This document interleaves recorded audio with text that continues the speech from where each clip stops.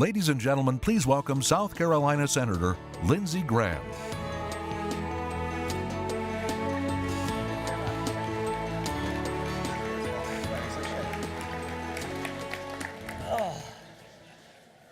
Well, Senator, welcome.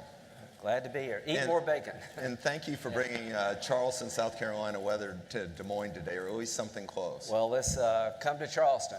That's good. Well, let's get started. Okay. You've been a strong proponent of national security, energy independence.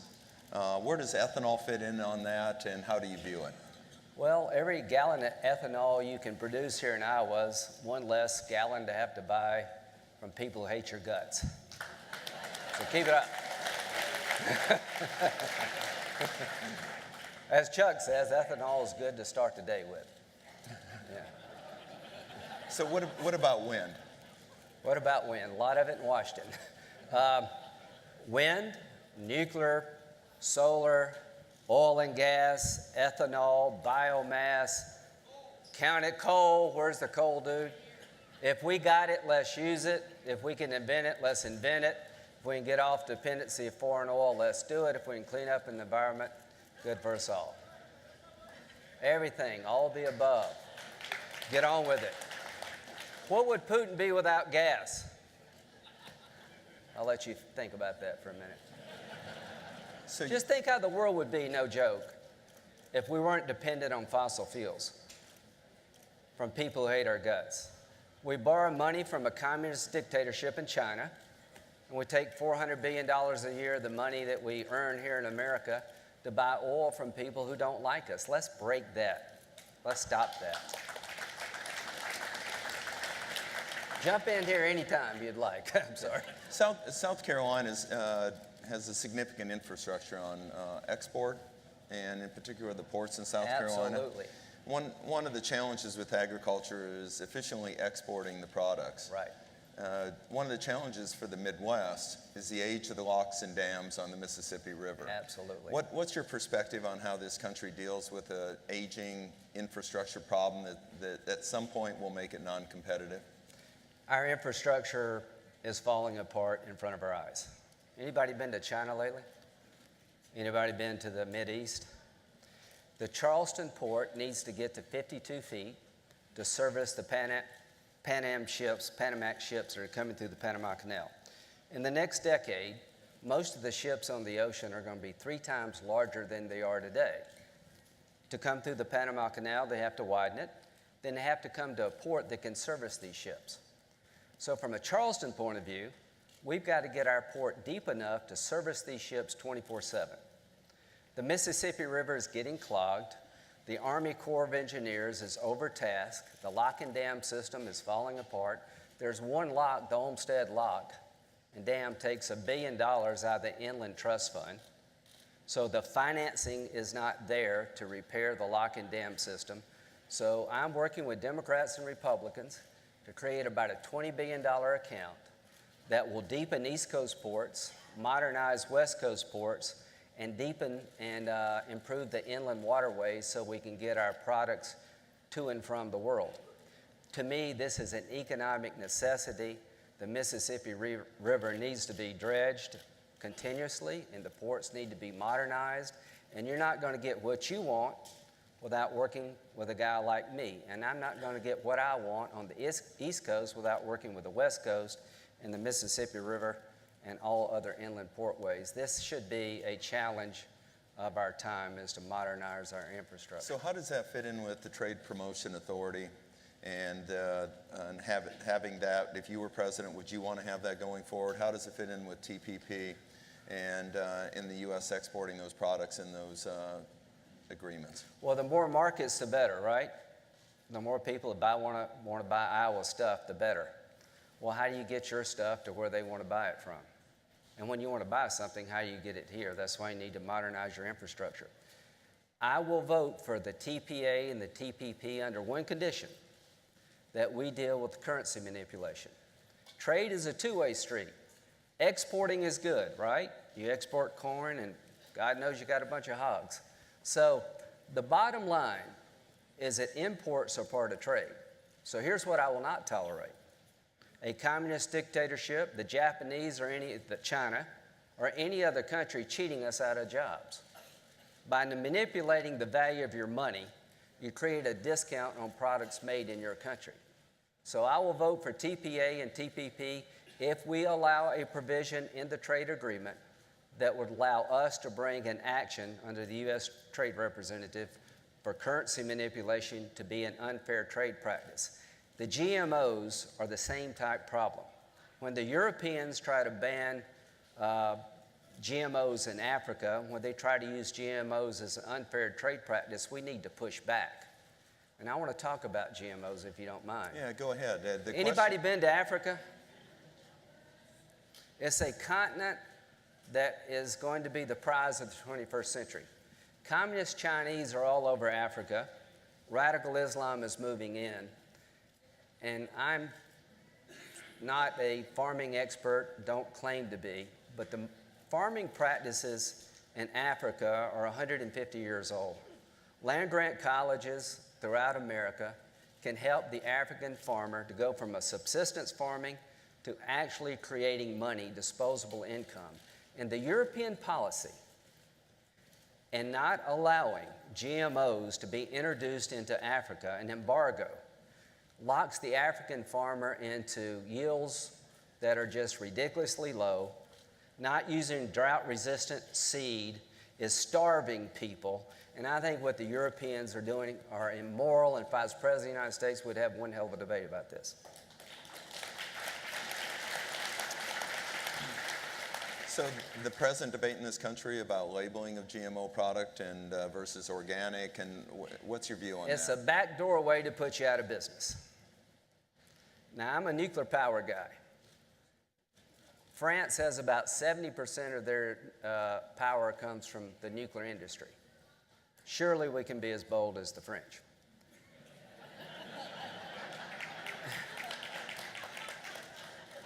I thought in Des Moines that wouldn't work, but it does. So the bottom line, here's what I think. I think we're going to have to push for good science and not political agendas. If you can prove to me that a GMO, a strain of GMOs are bad for human consumption, I will listen to what you say. But these people are on a crusade. They want to destroy your industry. They want to deny Africa and everybody else in the world the product of good science. And this labeling effort is a backdoor way to do it. They try to make it hard to dispose of nuclear waste, because if you can't dispose of the waste, you can't build new reactors. So this labeling effort is a backdoor way to shut you down, and we're going to push back. So as we think about the environment, and we think about the challenges of maintaining and improving that, and in terms of nutrient runoff, and a variety of government programs have been there over time. The Conservation Reserve Program Right. that you're familiar with, the filter strips, the Wetland Reserve Programs. How have they worked? And give us some examples in your state where that's been successful at managing that, if you support those programs. Well, I'm a big believer in conserving land for future generations. Voluntary is better than mandatory. Incentivizing people to put land in conservation easements is a good thing for the next generation. I think is sound land management. Count me in that regard. But there is a out-of-control effort in Washington not to protect the environment, but to control the economy. The EPA regulation on carbon, if it becomes law, is going to make it very hard for every farmer in Iowa and every manufacturer in South Carolina to stay in business. The U.S. waterways, what are the waterways of the United States? Every wet spot on the ground is going to be regulated by the federal government. Having a pure, clean environment should be the goal of every American and the goal of the Republican Party. Having a bureaucracy in Washington that's unelected, we should control that. You can vote for me if you don't like me. If you think I'm doing something bad, you can kick me out of office. There is no way to get to the EPA. So we got to bring these people under control. So, in thinking about government policy, in particular tax policy, and there's a lot of debate going on in Washington today about changing the tax code, about capital gains, Right. and basis, that's important on how that's viewed to a number of farmers in the audience, and the estate tax. So how do you take that all into account as you look at the tax code on capital gains in particular and the estate tax? Well, if I were king, I would be benevolent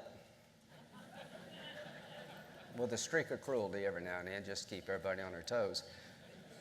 The bottom line is a tax code that would eliminate the death tax would be a great step in the right direction. The increase in the exemption has been good for people who own land. Family businesses have a hard time, Bruce, getting to the third generation because you have to buy the business back from the government. With a $5 million plus exemption, and there's a way to value farming based on the actual value of the land in the farming community that's better for farmers. The tax code is a social engineering document. It's not designed to collect taxes as much as it is to run our lives. So the Republican Party, if it stands for anything in 2016, should stand for the following. If you allow us to have the House and the Senate and a Republican president, we promise you a flatter, simpler tax. We promise you a tax code you can understand, that you can plan around. And to our Democratic friends, if you want to fight, you're going to have one hell of a fight. Because tax policy is about job creation in this country. And the more certain you are about what the policies of taxation will be from year to year, the better you can plan your business. That's why this ethanol mandate, been in the Energy Bill 2005 and 7, we got to make sure that when we create infrastructure around a mandate, that you haven't, that you can continue to invest because of certainty. So one of the challenges for rural America is quality jobs. Right. And a number of people have to drive up to 60 miles a day for those jobs. How do you change the economy in rural Iowa and rural parts of this country to do better? Thank God for co-ops. Thank God for electric co-ops. I come from a very rural state.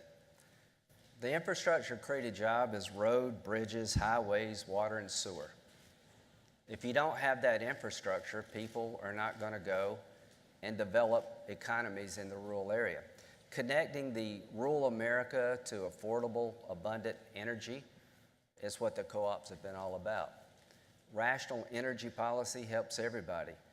Having your schools tied to the internet so that a kid in Iowa or South Carolina has the ability to listen to the best minds of our time. There is an explosion of technology going on, and the goal is to make sure that rural America is not left behind. The life in rural America is a good life, but it's under siege. Because rural America is about taking a risk. I grew up in central South Carolina. My family owned a liquor store, a restaurant, and a pool room. And everything I know about politics, I learned in the pool room. That's why the Iranians are lying through their teeth. That small business, family farm, convenience store, you fill in the blank, is the heart and soul of our economy and the heart and soul of America. So for rural America to survive, you got to be rewarded when you take a risk, not punished. You can't lose your business because the government makes you buy it back because of an estate tax that's run amok. You can't have a regulatory environment that drives the cost of doing business so that your kids can't maintain the family farm. Everything to me is about the next generation. Fixing the entitlement problems. Anybody here born from 1946 to 1964? We want our money. Anybody born after 1946? Good luck. The biggest challenge for rural America, urban America, America in general, is that 80 million baby boomers, Bruce, are going to retire in the next 20 years.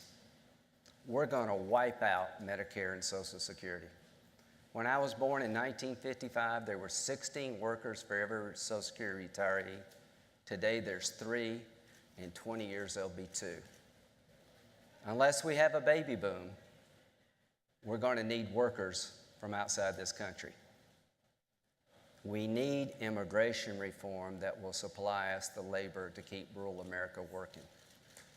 We need tax policy that will reward risk. And if we don't adjust the age of retirement and deal with Medicare and Social Security before they're taken down by the baby boomer retirement, the whole economy goes with it. By 2042, all the taxes we pay go to pay the Medicare Social Security bill. Strom Thurmond had 4 kids after he was 67. If you're not willing to do that,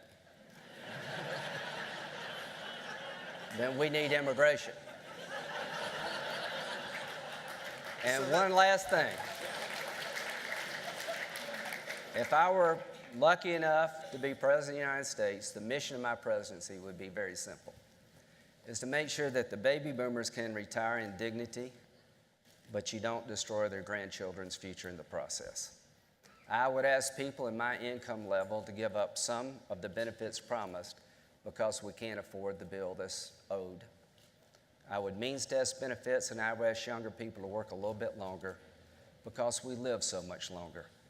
And if you're not willing to do that as President of the United States, then you're not who we need, because there is no way to grow the economy or cut spending enough to deal with the retirement of the baby boomers. $80 trillion has been promised in benefits.